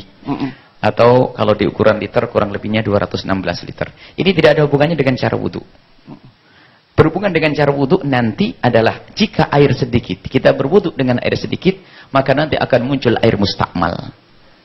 Jadi makanya kalau airnya sedikit, cara berwudhunya beda. Dengan di saat kita berwudhu di air yang banyak. Maka kalau air sedikit kita pakai, misalnya air sedikit kita pakai, maka air ini bisa menjadi mustakmal dengan syarat-syaratnya nanti insya Allah akan kita jelaskan. Mustakmal itu apa? Mustakmal itu air suci tapi tidak bisa dipakai lagi untuk bersuci. Oh, baik. Nanti akan kita jelaskan insya Allah pembahasan masalah bersuci. Iya, baik Bu ya. Pastinya itu nanti pembahasannya. Jadi sekarang yang kita bahas adalah tentang taubat meninggalkan sholat. Tapi sudah ada penelpon yang masuk. Halo, assalamualaikum. Waalaikumsalam warahmatullahi wabarakatuh. Silakan kolbu. Gak seger-seger di kolbu. Ya salam. Baik, dari Bapak siapa, di mana Bapak? Silahkan. Dari Bapak Haji Wasi ini di Bapak Jember, Haji. Jawa Timur. Jember, Jawa Timur. Silakan, Bapak. Iya. Assalamualaikum Bu ya. Waalaikumsalam warahmatullahi. Iya. Mau tanya Bu ya. Silakan. Ya, gimana hukumnya? Saya pernah dengar itu sholat di jamak waktu sakit itu boleh apa tidak? Ya, jadi menjamak ketika waktu sakit. Itu saja Bapak? Yang kedua, satu aja. Ya, kalau memang masih ada satu lagi nggak apa-apa. Yang kedua begini. Ya, yang kedua, gimana caranya waktu perjalanan itu kalau mau sholat cuman keadaan najis semua? Najis semuanya. Najis semua ya. Ya, baju dalam keadaan najis ataupun celana. Seperti itu? Iya, mohon penjelasan Bu ya. Iya, baik Bapak di Jember, Jawa Timur. Assalamualaikum. Waalaikumsalam warahmatullahi wabarakatuh. Baik, Bapak Haji Wasi yang ada di Jember, tentang apa yang Ya. pertama? Tentang sholat dalam keadaan najis dan Yang sholat kedua. jamak ketika sakit. Sholat jamak dalam keadaan sakit sudah kita bahas pada pertemuan yang lalu bahwa ini kemudahan ya bagi yang sakit. Maka boleh menjamak sholat. Ini adalah bukan pendapat siapa-siapa. Pendapat ulama semuanya termasuk di dalam madhab kita Imam Syafi'i. Kalau kita dalam keadaan sakit, kalau ternyata kalau kita pengen menjamak sholat, tentunya yang bisa dijamak zuhur dengan maghrib dengan Bisa. dikumpulkan, tapi tidak ada qasar di sini. Lakukan dengan jamak, misalnya sudah masuk waktu maghrib, yang sakit melakukan sholat maghrib setelah sekaligus sholat isya, kemudian minum obat, istirahatnya puas. Jadi boleh, dan ini disepakati para ulama dan ini kemudahan. Maka dari itu tolong bagi yang menjaga orang sakit di rumah sakit, hendaknya punya fikih, punya ilmunya fikih orang sakit. Jangan orang sakit diseksa. Dengan apa? Diperberat. Padahal orang sakit dipermudah. Dan dipermudah. Seperti tadi, nggak bisa berdiri, boleh duduk, dan seterusnya. Jadi memang dibenarkan, dan itu adalah pendapat para imam ulama menjelaskan, sholat dalam keadaan sakit boleh dijamak, dikumpulkan. Tapi tidak ada qasar. Itu saja. Kemudian bagi orang yang dalam keadaan najis, di perjalanan, perjalanan najis, mau pinjam orang repot. Mau beli duit. Nah, akan tapi dia harus melakukan sholat. Dan tidak mungkin untuk berganti karena tidak punya ganti. Maka ketahuilah bahwasanya selagi tidak ada yang bisa dijadikan untuk sholat dari baju yang bersih, karena tidak ada, dan tidak ada harus kebayang Bu bagaimana, mungkin di padang pasir dan seterusnya. Tapi kalau masih di musola kadang-kadang masih ada pinjaman. Kalau masih ada pinjaman wajib pinjam atau sudah diperkenankan. Tapi kalau seseorang benar-benar tidak ada baju yang suci, tidak ada baju yang suci, sementara tidak mungkin tidak pakai baju akan terlihat oleh orang auratnya. Maka saat itu sholat tetap wajib dilakukan. Kalau dia bisa wudhu seterusnya. Maka sholat dalam keadaan dengan najis adalah sholatnya sah. Cuman ikut kaidah bahwa semua sholat yang dilakukan dengan tidak memenuhi syaratnya, misalnya mestinya syaratnya bajunya suci, kok bajunya tidak suci? Karena uzur, maka sholat karena uzur ada sebab, nggak ada baju lagi, maka sholat tersebut adalah sah, cuman wajib diulang nanti di saat sudah mendapatkan baju yang sempurna. Yang penting tidak dosa itu dulu. Maka jangan sampai ada alasan saya tidak melakukan sholat. Sholat dalam keadaan punya baju. baju yang kotor. Allahu Akbar, selesai. Tapi bagaimana? Ini seolah-olah lapor kepada Allah. Ya Allah, aku sekarang mau melaksanakan kewajiban, kerinduan, kecintaanku kepadamu. Tapi nggak sempurna. Nggak ada baju yang suci, ya Allah. Allah Maha Pengasih. Dimaafkan kita. Tapi nanti setelah kita punya baju yang bersih, diulang. Sebab kaidahnya, semua sholat yang tidak terpenuhi syaratnya karena udzur, maka sah sholatnya.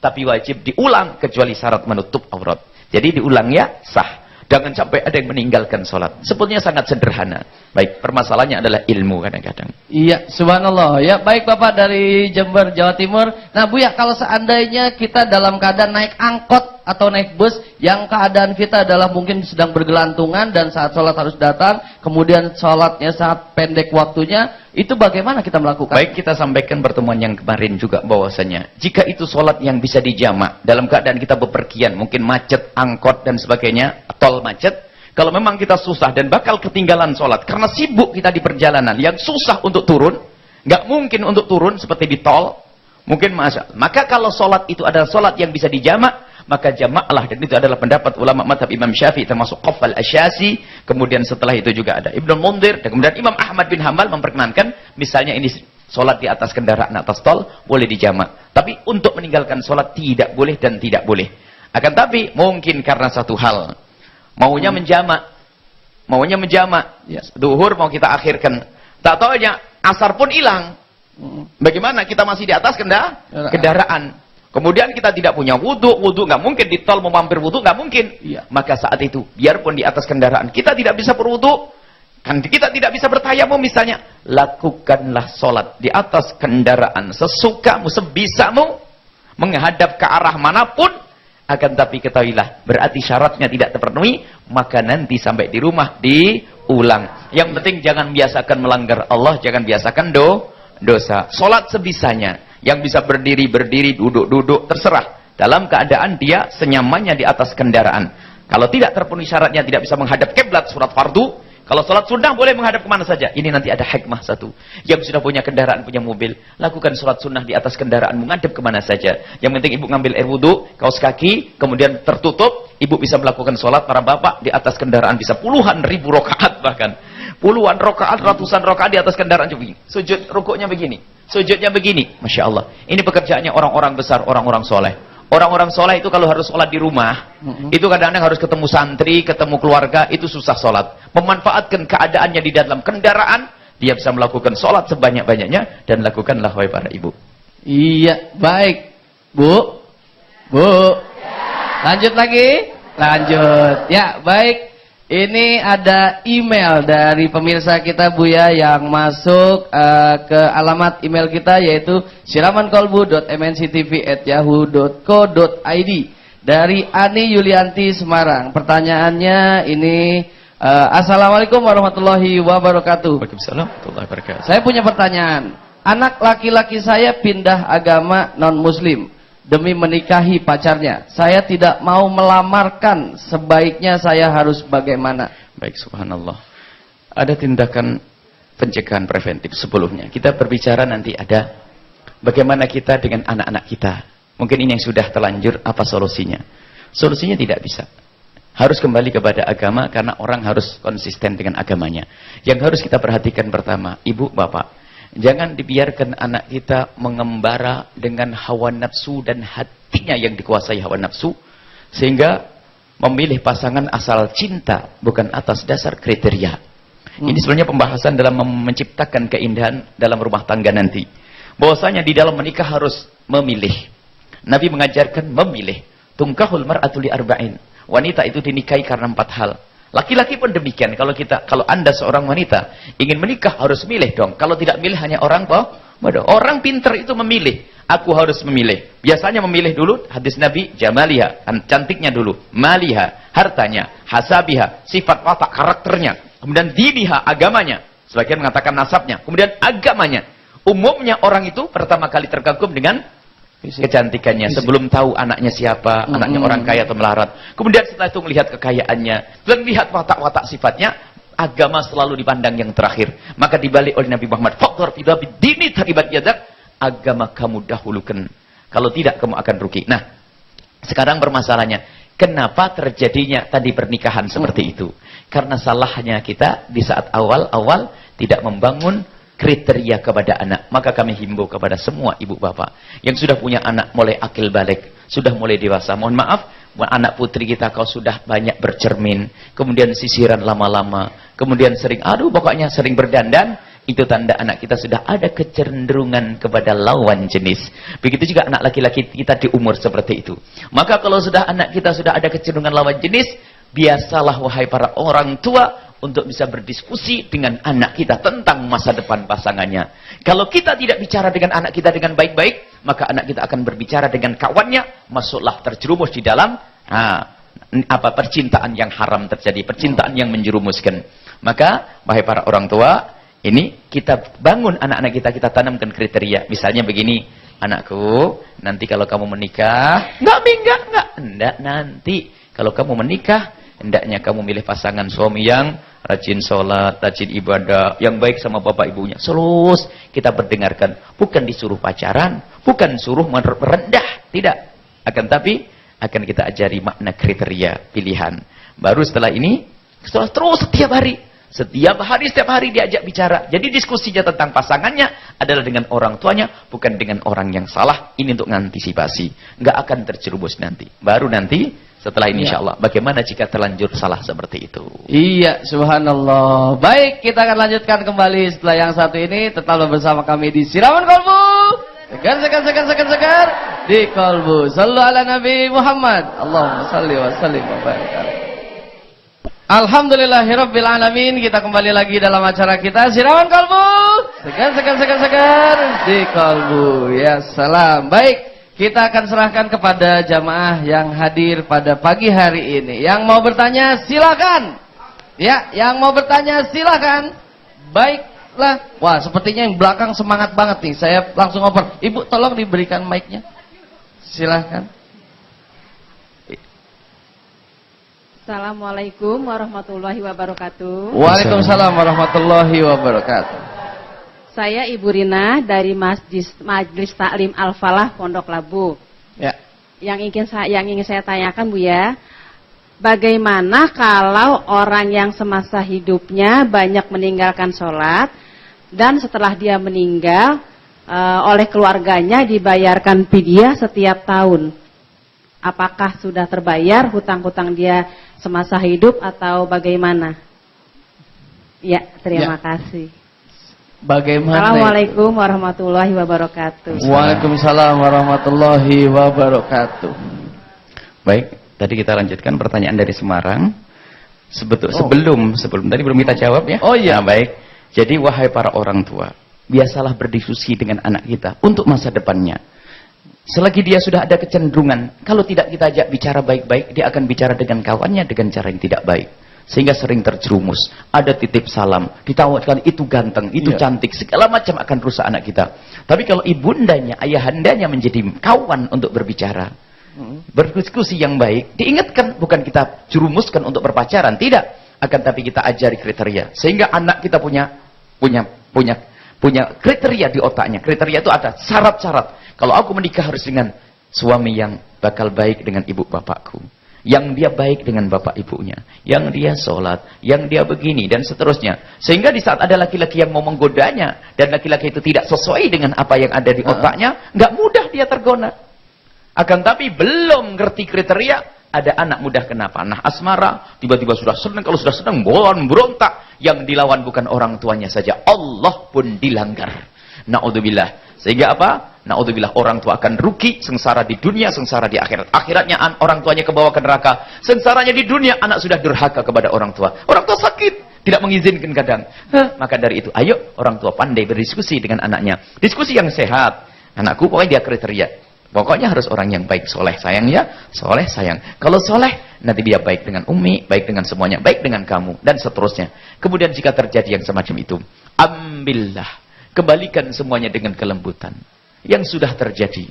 Bukan harus kita perangi. Maka siapapun, kalau kita menemukan anak sudah terlanjur melanggar, gimana solusinya? Kalau kita usir jauh-jauh, dia akan semakin jauh. Mungkin ada anak yang telanjur mabuk, ada anak yang telanjur berzina, ada anak yang tadi ditanyakan menikah dengan cara yang benar. Yuk kita kembalikan dengan cara yang baik, karena dia adalah juga umat Nabi Muhammad yang kepleset. Maka kita kembalikan dengan kelembutan, ajak diskusi yang baik. Kita harus di hadapan dia baik-baik, lembut dulu. Ini keindahan.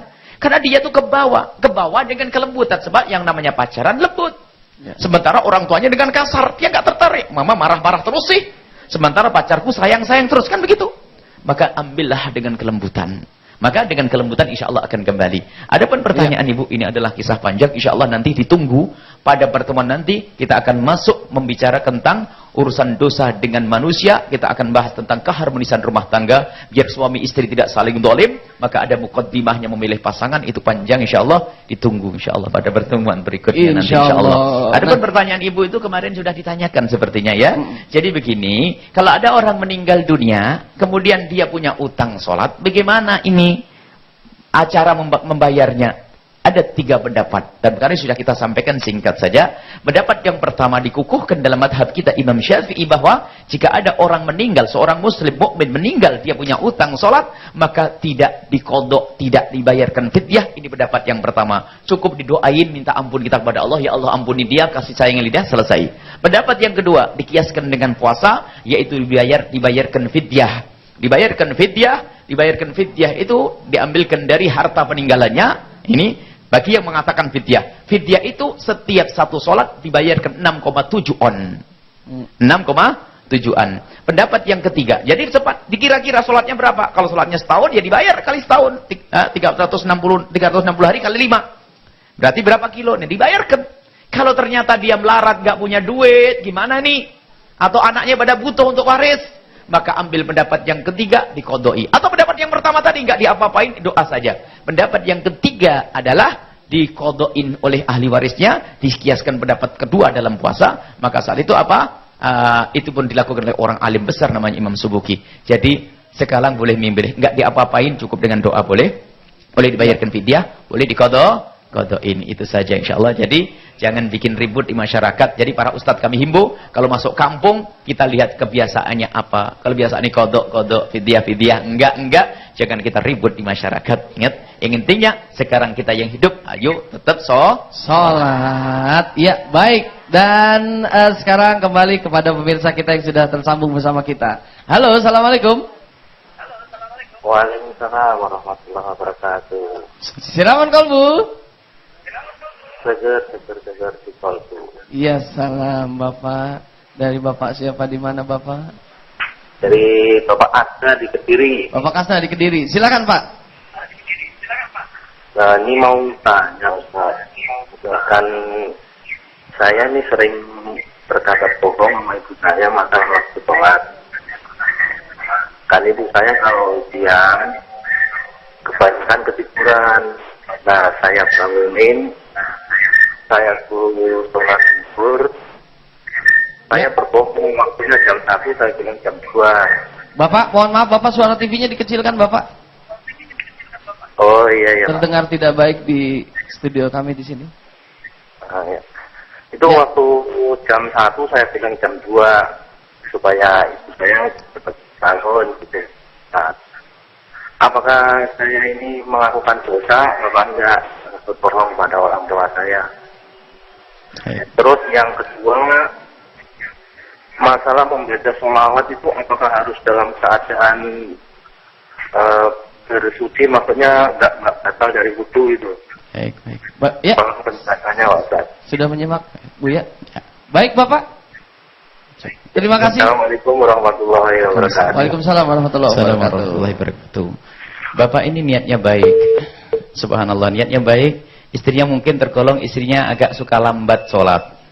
Akhirnya dimajukan jamnya. Padahal jam 1 dibilang sudah jam 2 mah cepet sholat. Nah, ini. Baik. Akan tapi ketahuilah, tidak usah kita berbohong ya. Biar nanti dia tidak marah.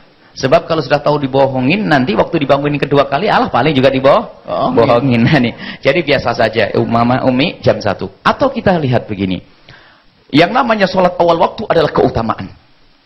Sholat awal waktu keutamaan. Akan tapi kita juga melihat keadaan seseorang. Mungkin dia capek baru bekerja dan sebagainya. Lagi tidur, biarkan istirahat tuntas dulu.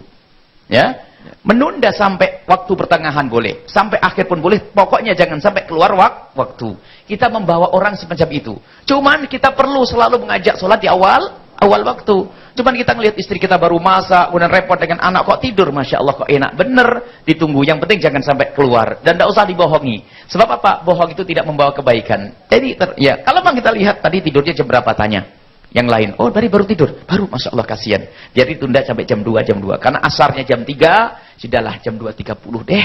Sudah dibanguni, Umi terlambat. Dan benar, bukan bohong, tak tahu bangun, masih jam 1 dibanguni, berantem nanti. Jadi perlu kita mengajak kebaikan dengan kebaikan. Cuman ibu, bapak jangan biasakan mengakhirkan sholat, takut kelewat ya. Kalau kelewat masuk bab dosa. Sebaik-baik sholat di awal waktu, cepat bebas. Dan keutamaannya lipat, namanya waktul fadilah. Kemudian yang kedua adalah jika bapak tersebut saya malah jadi lupa. Tadi bapak dari Kediri, Pak Kasna dari Kediri. Masalah yang kedua itu adalah saya paham. Kau masalah solawat. Baik membaca solawat, zikir dan membaca Al-Quran juga. Membaca solawat tidak harus pakai air wudhu, tidak punya wudhu, nggak apa-apa. Membaca Al-Quran bukan menyentuh Al-Quran. Kalau menyentuh Al-Quran harus punya air wudhu. Tapi membaca Al-Quran boleh tidak wudhu. Cuman keutamaannya beda. Jadi kita membaca Bismillahirrahmanirrahim. Seandainya ada ibu nggak punya wudhu, tapi harus suci, tidak boleh punya head, ya. Nggak punya wudhu, dia bisa membaca Al-Quran, membaca zikir, dan juga membaca salawat kepada Nabi. Dan hendaknya lidah kita selalu bersolawat atau berzikir. Adapun masalah wudhu itu kebaikan, kemuliaan. Hendaknya siapapun dari kita membiasakan untuk dalam keadaan punya wudhu, dalam keadaan suci. Ini keutamaan, bukan wajib. Wallahu a'lam bishawab. Iya, subhanallah Buya, kalau mendengar Buya itu bahwasannya agak lembut sekali buat orang-orang yang meninggalkan sholat. Dan sedangkan kan kita diajarkan bagaimana sebagai orang tua, kalau anak nggak mau sholat, ada tahapan-tahapan tertentu ketika kita suruh dia nggak mau, terus sampai di mana tahap ketika kita harus memukul anak untuk tidak sholat. Baik, dalam hadis Nabi disebutkan, muru auladakum bisolati inda sab'in. Kalau kita mempunyai anak, wahai para orang tua, wajib kita mengajari anak kita untuk sholat. Dan dia hendaknya melakukan sholat. Dan bukan saja sholat, kewajiban yang lainnya. Kalau anak kita sudah mencapai umur 7 tahun. Mulai diajari bagaimana menutup aurat. Mulai diajari bagaimana berpuasa, biarpun ternyata puasanya puasa beduk. Maksudnya? Ya, karena anak kecil kan belum wajib sholat. Tapi umurnya sudah umur 7 tahun. Tapi dia wajib kita ajari untuk bertahap. Tapi kalau ibu-ibu puasa beduk, dikasih beduk nanti. Jadi beduk itu, puasa itu adalah puasa latihan. Termasuk sholat pun, makanya namanya anak umur 7 tahun, kadangnya sholatnya masih begini begitu. Jadi baik, kemudian dipukul. Wadribu alaiha inda ashrin. Pukullah di saat mencapai umur 10 tahun. Pukulan bukan bogem begini. Maksudnya dikasih ancaman sedikit. Bukan pukulan-pukulan selama ini, pukulan petinju, bukan. Maksudnya diingatkan, nak, kamu sudah wajib. Pukulan itu mengingatkan, sudah wajib. Ayo sholat. Bukan tepak, bukan begitu. Jadi memukulnya pun adalah mukul dengan keindahan, pukulan pendidikan. Harus hati-hati ya, jangan orang tua mentang-mentang begini langsung bokem. Kamu ini ada suruh Al-Quran, suruh hadis Nabi pukul. Nggak ada yang demikian itu. Bahkan sebagian memukulnya ada mengatakan pakai ujung siwak. Sayang, sholat. Ayo sholat. Dan bawalah anak-anak kita dengan keindahan. Jangan dibawa dengan kekerasan. Dihimbau. Itulah pendidikan dari Nabi Shallallahu Alaihi Wasallam. Baik. Pastinya kita akan lanjutkan kembali setelah yang satu ini. Telah bersama kami di Siraman Kolbu. Segar di Kolbu. Ya salam. Alhamdulillahirrabbilalamin. Kita kembali lagi dalam acara kita Siraman Kolbu. Segar di Kolbu. Ya salam. Baik, Buya, masih melanjutkan. Kalau menurut saya gini ya, karakter anak kan beda-beda nih Buya. Ada yang dengan kelembutan begitu udah langsung paham, atau mungkin nggak pakai dipukul, langsung dibilangin udah langsung ngerti ya Buya. Tapi ada yang kalau cuma digituin bisa jadi malah semakin mak gue baik, mak gue nggak galak. Nah itu seperti apa menghadapi karakter anak yang lebih keras seperti itu? Baik, pertama biasakan di rumah itu adalah dengan kelembutan. Jadi biasa. Ada orang memang di rumahnya kasar semuanya. Nanti ada hubungannya dengan keharmonisan rumah tangga nanti. Kalau bapak ibunya suka berantem, ngomong keras, bapaknya sering lihat ibunya bangkang, atau ibunya sering ngomong ke bapaknya marah, itu anak juga terbangun karakter yang suka bantah. Ini jadi di rumah itu baca contohnya. Atau berkawan dengan orang semacam itu. Baik, intinya bahwa membiasakan dulu dengan kebaikan, kelembutan. Sebab subhanallah namanya anak kecil itu rindu kebaikan, rindu kelembutan. Mungkin harus di saat berbicara sambil dipeluk dada, dipeluk, kita taruh di dada kita pegang kepalanya. Itu beda dengan ancaman, awas saya tidak sholat. Kalau dia sholat, dia akan sholat di depan kita. Kalau dia jauh dari kita pun tidak akan sholat. Cobalah dengan kelembutan. Kalau dengan kelembutan tidak bisa, mungkin yang lain yang berbuat lembut. Mungkin seorang bapak lembut nggak sah, tapi ibu. Cuman maksudnya lembut di sini bukan berarti tidak ada batasannya. Mungkin harus sampai pada derajat marah kalau ternyata anak kita tidak mau mendengar. Kita ngomong sayang, aku sudah baik. Mungkin nanti derajat marah. Marahnya pun bukan pakai marah tidak aturan. Jadi marah yang misalnya ditegur, mungkin kita tidak nyapa dia. Atau mungkin ya mungkin dihukum, jangan terlalu keras-keras. Kamu kok nakal sayang, gitu ya. Pokoknya jangan biasakan dengan kekerasan dengan anak. Sampai dipukul, dihajar, jungkir balik begitu. Akhirnya anak trauma. Kalaupun patuh karena takut, bukan patuh karena rindu kepada kebaikan. Itu saja. Oke, baik. Dan penelpon sudah ada lagi. Langsung saja. Halo, assalamualaikum. Iya. Sayang sekali penelponnya dari tutut ya. Tutut. Baik. Ya, selanjutnya kita serahkan kembali kepada jemaah. Yang mau bertanya silakan. Baik. Iya, kita geser ke kiri sejenak. Silakan. Assalamualaikum warahmatullahi wabarakatuh. Waalaikumsalam warahmatullahi wabarakatuh. Saya dari Majelis Al-Zahra Bogor. Iya. Saya mau bertanya, kadang-kadang sholat kita udah 2 rakaat atau 3 rakaat. Udah mau takbiratul ihram lupa.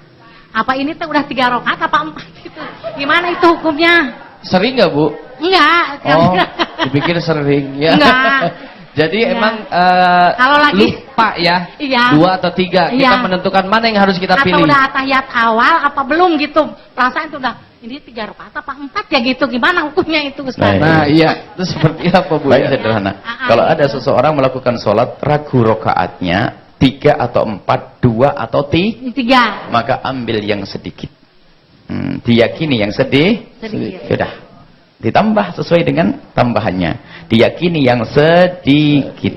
Baik, itu saja. Iya. Makasih. Assalamualaikum warahmatullahi wabarakatuh. Waalaikumsalam warahmatullahi wabarakatuh. Ya, masih ada kesempatan lagi buat bunda-bunda kita. Tadi ini dari Majelis Taklim Al-Zahra ya, dan kemudian ada dari Al-Barokah. Mana Al-Barokah? Majelis Taklim Al-Barokah, dan juga yang ada Majelis Taklim Al-Hidayatul Mustaqim, Kemiri, Patra, Manggala, Tangerang. Ada? Iya, waalaikumsalam warahmatullahi wabarakatuh. Masih ada kesempatan yang mau bertanya, silakan. Iya, sebelah sini deh. Baik. Silakan Bunda. Assalamualaikum warahmatullahi wabarakatuh. Waalaikumsalam warahmatullahi wabarakatuh. Saya Ibu Wati dari Majelis Taklim Al-Hidayah Jatirasa Jati Asih Bekasi. Saya mau bertanya, saya punya teman waktu itu sholat zuhur bersama. Setelah sholat zuhur bersama, setelah itu dia sholat lagi zuhurnya katanya. Saya nanya, sholat apa Bu? Sholat zuhur lagi.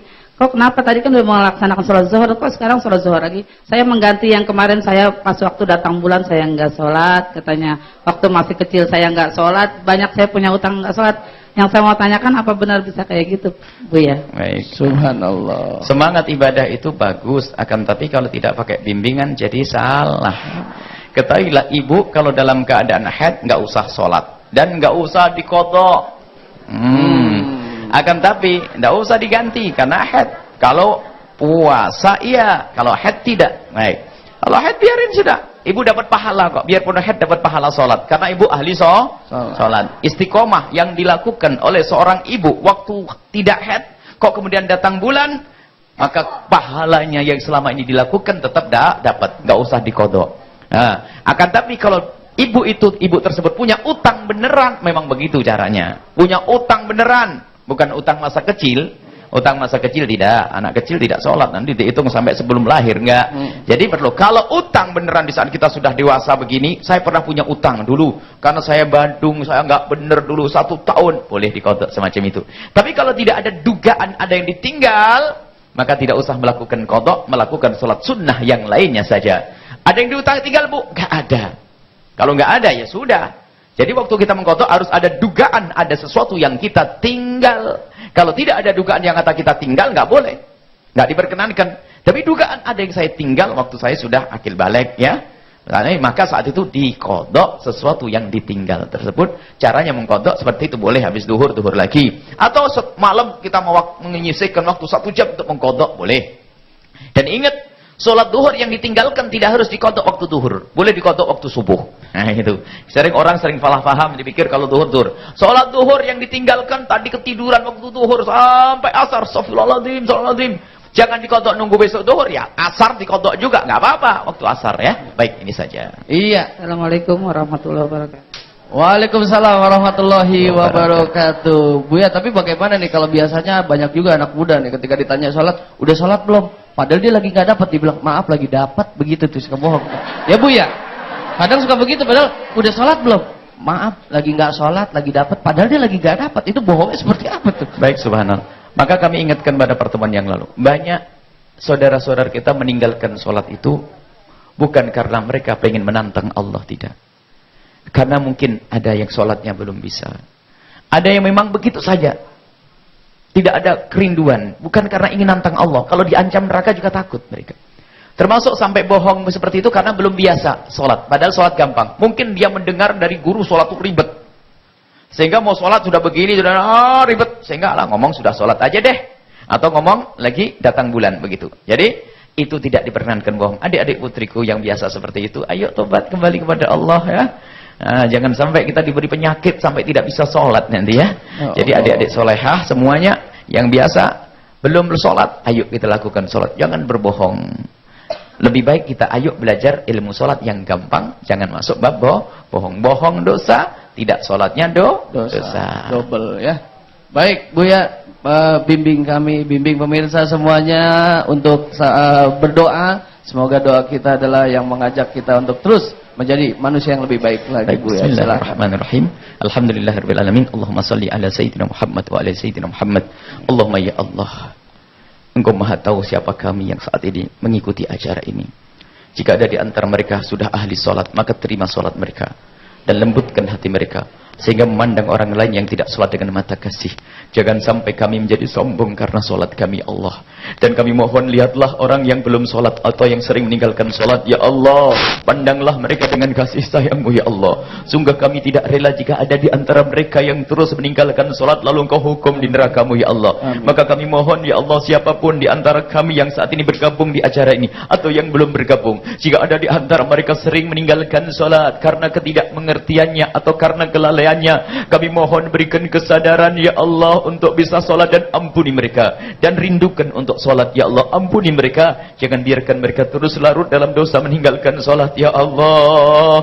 Satu sholat yang ditinggalkan oleh seorang hamba cukup untuk masuk neraka jahanam, ya Allah. Maka kami takut, ya Allah. Dan kami mohon ampuni kami semua, ya Allah. Ampuni dari dosa-dosa kami semua, ya Allah. Jangan Kau sisakan sedikit pun dari dosa-dosa ini, ya Allah. Ampuni dosa orang tua kami, guru-guru kami, ya Allah, keluarga kami semua, ya Allah. Dan siapapun yang bersama kami, wahai Zat yang Maha Kasih, wahai Zat yang Maha Kasih, ya Allah, berikan pemahaman kepada kami, pemahaman yang benar, ya Allah. Dan kami mohon, ya Allah, kami mohon jika ada di antara kami, ya Allah, yang saat ini mendengar ini, Allah, tersinggung karena kami bicara tentang sholat dan dia belum sholat, lalu tersinggung perasaannya, kami mohon lembutkan hatinya, gantilah dengan kebahagiaan dan keberkahan dalam hidupnya di dunia dan di akhirat, ya Allah. Dan jadikan dia sehari menjadi ahli sholat, ya Allah. Sholat, ya Allah, sholat. Dan kami mohon terima sholat kami, ya Allah. Terima sholat kami, ya Allah, dan ampuni segala dosa kami. Yang sakit sembuhkan, yang sempit rizkinya lapangkan dengan rizki yang halal penuh berkah. Dan kami mohon panjangkan umur kami semua, ya Allah,